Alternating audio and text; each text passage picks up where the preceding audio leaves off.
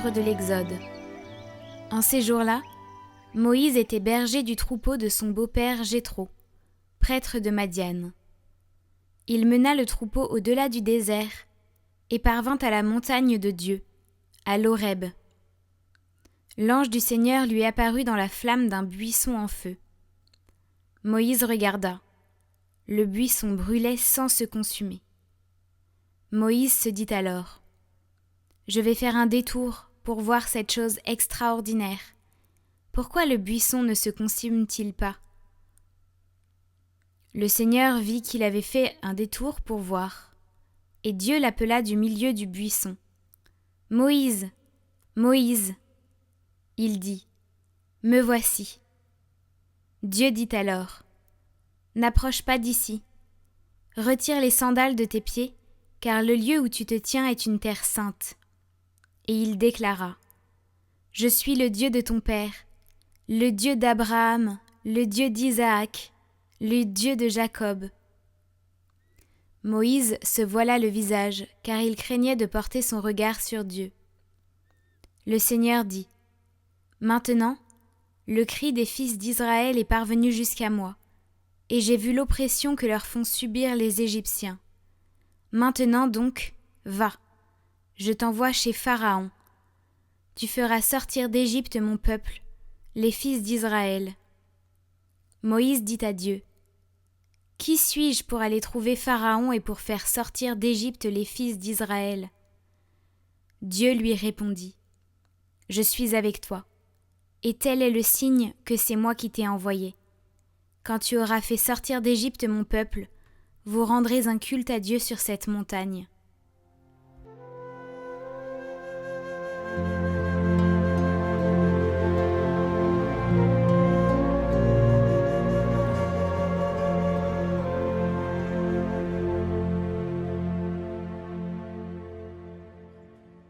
Le Seigneur est tendresse et pitié. Bénis le Seigneur, ô mon âme, bénis son nom très saint tout mon être. Bénis le Seigneur, ô mon âme, n'oublie aucun de ses bienfaits. Car il pardonne toutes tes offenses et te guérit de toute maladie. Il réclame ta vie à la tombe et te couronne d'amour et de tendresse. Le Seigneur fait œuvre de justice, il défend le droit des opprimés. Il révèle ses desseins à Moïse, aux enfants d'Israël ses hauts faits.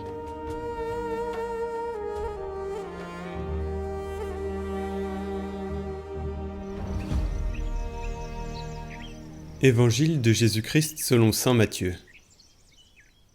En ce temps-là, Jésus prit la parole et dit : « Père, Seigneur du ciel et de la terre, je proclame ta louange.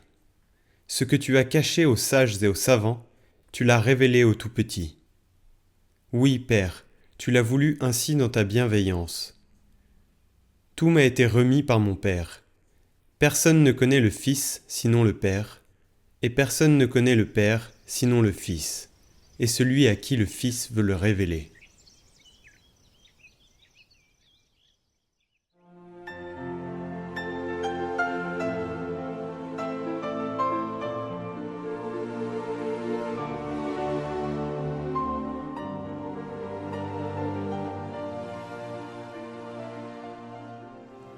Les enfants sont donc en eux-mêmes un trésor pour l'humanité, et aussi pour l'Église, car ils nous rappellent constamment la condition nécessaire pour entrer dans le royaume de Dieu, celle de ne pas se considérer comme autosuffisant, mais d'avoir besoin d'aide, d'amour, de pardon.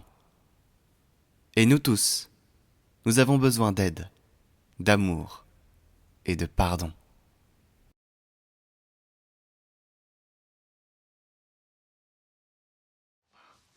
Bonjour, ça y est, nos examens sont terminés. Éléonore, ça s'est fini le 8 et moi, ça s'est fini début juillet. Donc voilà, elle avait des concours à passer, j'avais un mémoire à rendre, tout s'est passé, bien ou pas, en tout cas on le saura bientôt.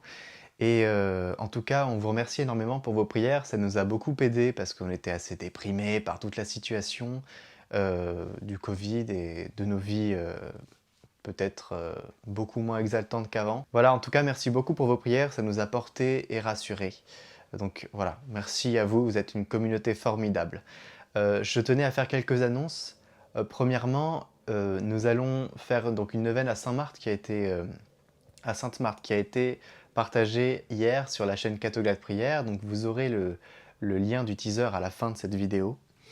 Et aussi, on va essayer de mettre en place, c'est pas encore certain parce que ça va nous prendre encore beaucoup de temps, mais j'ai trouvé un petit trésor des écritures de Saint Bonaventure, qui est un docteur de l'Église, et qui a écrit des textes vraiment magnifiques sur la vie du Christ. Et c'est des méditations sur certains aspects de la vie du Christ. En fait, c'est très chronologique, et il y a à peu près 100 chapitres.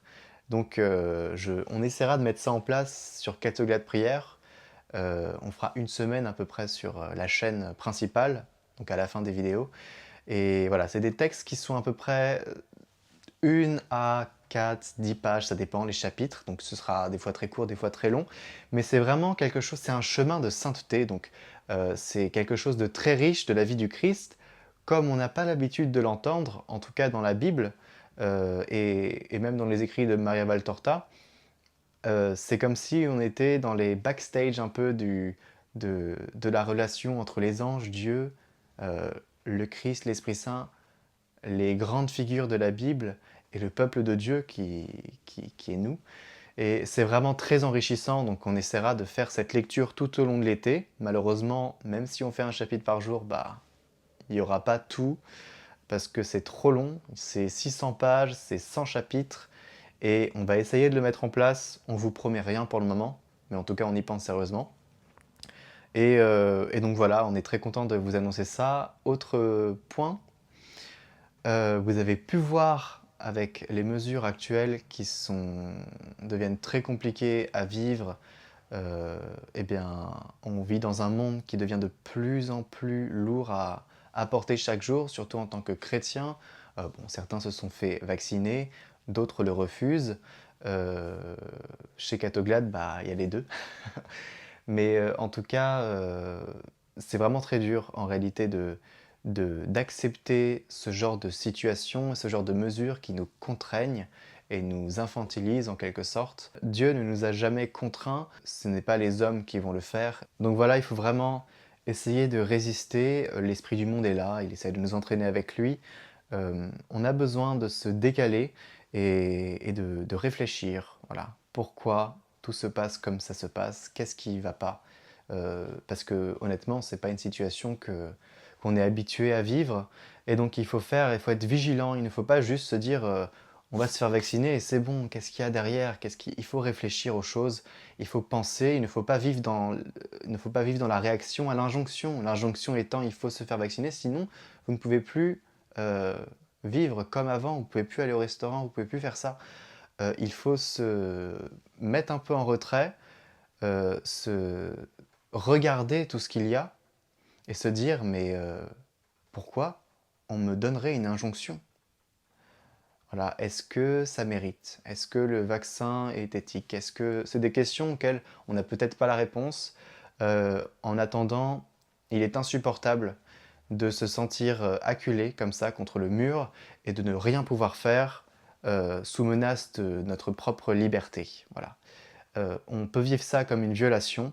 Il ne faut pas l'accepter parce que c'est dangereux de vivre une violation et de l'accepter. Parce que si on accepte d'être violé, le viol peut être de multiples manières. Hein. Si on accepte d'être violé, ça a des conséquences psychiques assez graves.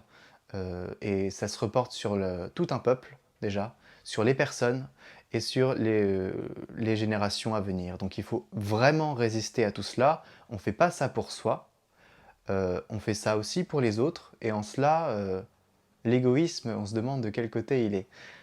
On doit absolument tenir, être en questionnement permanent et surtout suivre le Christ. Le Christ ne voudrait absolument pas nous imposer quoi que ce soit. Il faut être libre de ses choix.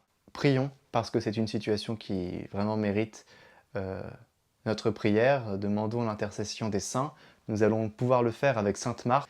Elle est privilégiée aux yeux du Seigneur parce que c'est une figure que le Seigneur aime. Il a beaucoup de tendresse pour elle.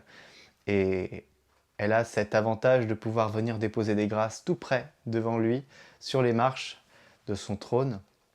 Et donc demandons-lui d'être libéré de cette situation horrible que nous vivons actuellement, aussi bien des mesures restrictives que pour des demandes et des grâces que nous demandons. Voilà, elle est une sainte discrète, humble, mais c'est peut-être celle qui nous permettra de passer dans cette paix. Et voilà, on lui confie tout, on espère que ça sera réglé. Et bien sûr qu'il faut prier Saint Michel Archange parce qu'on est vraiment attaqué. Et il faut vraiment s'accompagner, se soutenir. Voilà, j'aimerais bien mettre un mot d'espérance parce que on a bien besoin d'espérance. Et l'espérance, ce serait un message qui a été posté d'ailleurs sur la page de Catoglade dans l'onglet communauté de la chaîne YouTube. Jésus, dans sa passion, avant sa passion, il savait tout ce qui allait lui arriver. Il priait le Père pour ne pas que ça se réalise comme cela, mais le Père lui répond que il faut absolument que ça se passe si jamais il veut sauver les âmes. Et nous, on se retrouve, alors pas dans une situation pareille, mais le parallèle peut être fait. Dans la situation, on est acculé et on demande de s'en sortir, et le fait est que pour le moment, le Covid demeure, et on peut se sentir un peu démuni à la situation, et puis on a envie de s'en sortir.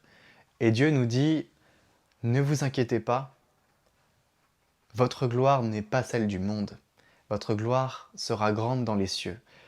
Voilà, donc nous allons avoir une récompense un jour, et c'est en vivant comme nous le vivons, ne pas entrer dans l'esprit du monde, que nous serons sauvés. Voilà, donc c'est une consolation qui certainement est la plus forte, et je tenais à vous la partager parce que c'est un gage d'espoir aussi pour nos âmes, malheureusement. Ceux qui ne croient pas, il faut toujours essayer de convertir, d'évangéliser, pas de manière prosélyte, mais de manière très douce, pour que les gens comprennent quel message il y a vraiment derrière celui du Christ. Et ça, c'est notre mission à tous.